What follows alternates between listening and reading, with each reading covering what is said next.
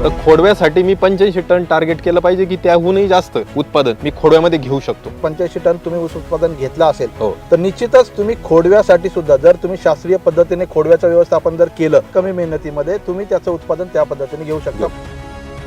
वाण कोणता असावा किंवा कोणता ऊस आपण खोडव्यासाठी ठेवावा. जर आपल्याला लागणीच्या ऊसातून जर आपल्याला उत्पादन शेतकऱ्याला चांगलं मिळालं तर निश्चितच अशा ऊसाचा खोडवा शेतकऱ्यांनी ठेवला पाहिजे. काही जाती अशा असतात पाणी सहन करण्याची शक्ती चांगल्या प्रकारे असते, मग तुम्ही अशा जाती पुढे खोडव्यासाठी निवडू शकता.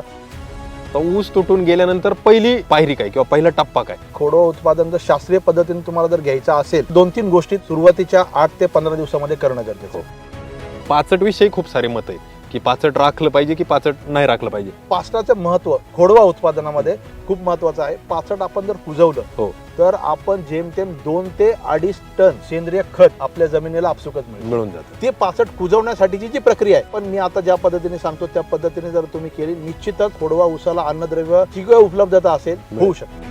कोणत्या किडी कोणत्या हंगामामध्ये किंवा कोणत्या स्टेजला आपल्याला त्रासदायक ठरतात. लागवडीचा ऊस असू दे किंवा खोडवा ऊस असू दे दोन्हींचे जे काही कीड किंवा रोग जे आहेत ते सारखेच असतात आणि त्याचा प्रादुर्भाव तेवढ्याच प्रमाणामध्ये होतो आणि उत्पादनामध्ये घट होते. त्याचं तुम्हाला वेळीच नियोजन करणं फार गरजेचं आहे. कोणत्या कोणत्या स्टेजला अन्नद्रव्य वापरली पाहिजे. खताचे काही नियोजन आहे ते आम्ही तुम्हाला चार्टच्या माध्यमातून या व्हिडिओमध्ये देणार आहोत. सगळ्या गोष्टी केल्या तरी पण अपेक्षित उत्पादन येत नाही. अजून याच्या व्यतिरिक्त काही अशी शेतकऱ्यांकडून काही कमतरता राहते का.